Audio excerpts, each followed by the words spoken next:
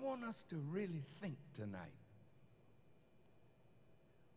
We have a great opportunity to make a future for ourselves and our people. But it would be tragic for us to look to our brother president and put it all on him to make jobs for us, and we sit down and do nothing to create a job for ourselves. You know, our brother president, he's a beautiful human being, but you know how it is, like Herman Cain. No.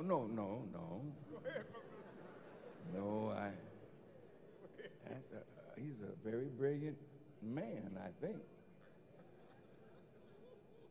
But Herman was over the restaurant, National Restaurant Association. That's a big job, isn't it? He's working for white folks.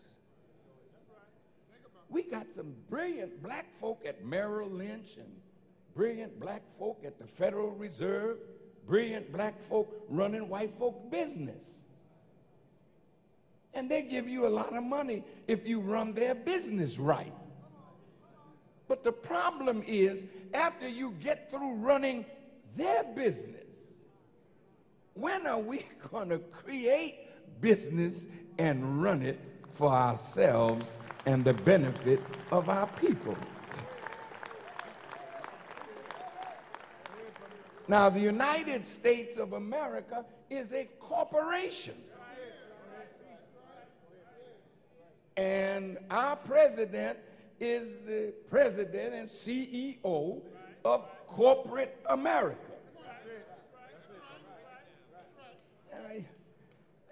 I know you might have a little stock in that. Not much. But don't you know he has to do their business first? He may not have understood that while he was campaigning. You know, people, when they campaign, they can say anything because they're not in the seat of power.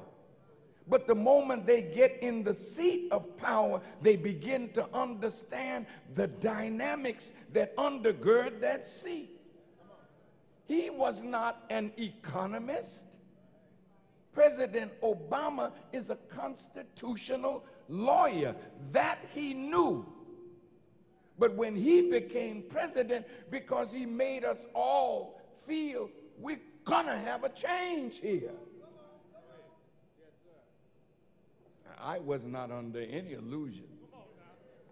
And I said it before my brother was elected, and I went out early in the morning and voted for him. But I said on CNN when they asked me, what do you think?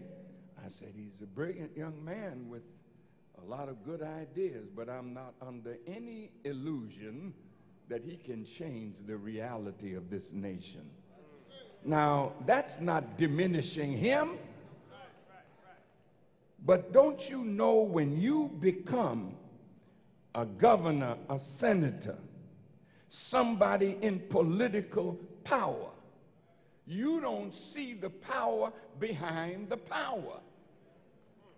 I have a watch that's moving. I can see what's going on the outside. But the real power is not on the outside. There's something on the inside that's unseen that makes what you see move. You the same. I'm looking at you. You looking at me. But I'm seeing a physical person, but I don't see the power in you that moves your tongue, that moves your eyes, that moves your brain to think.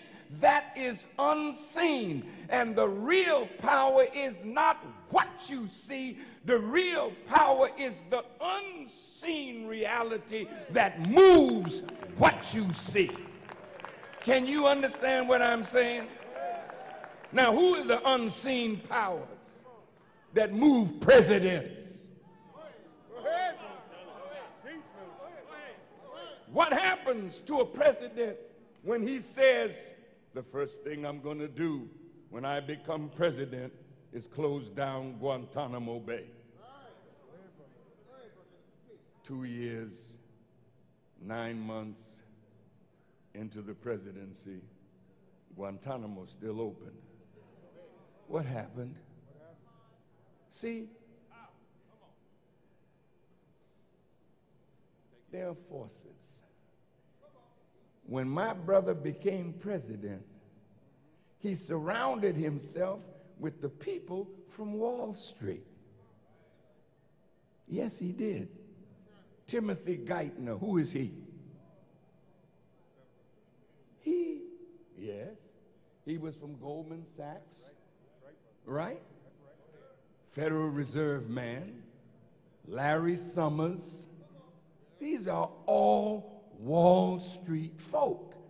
Well, if he trusts them, listen to me carefully, if he trusts them, they then said, we need a stimulus package.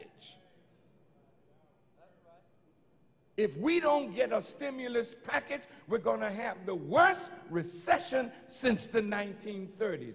What would you expect Obama to do? These are the people he brought around him to advise him. So he took their advice. And over $700 billion, $800 billion stimulus. Did you get stimulated? No.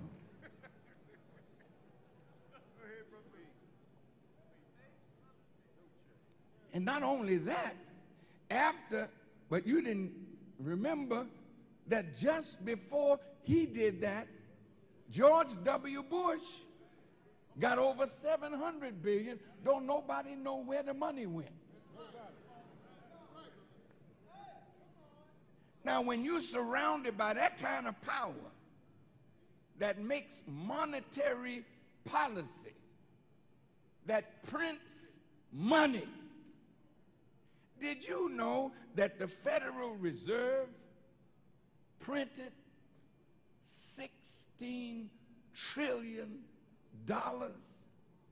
and gave it out to banks in Europe and America and corporations, and the president didn't know nothing about it?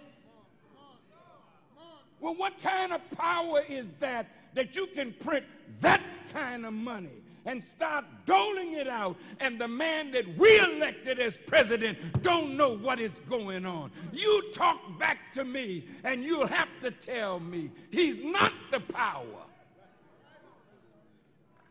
Neither was George W. Bush. No president has the real power. The power is what moves the money. The power is the international bankers. They run this.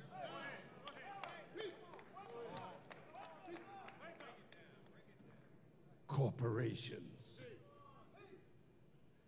have lobbyists in Washington that spent over $2 billion last year for legislation to be passed that favors them, not you.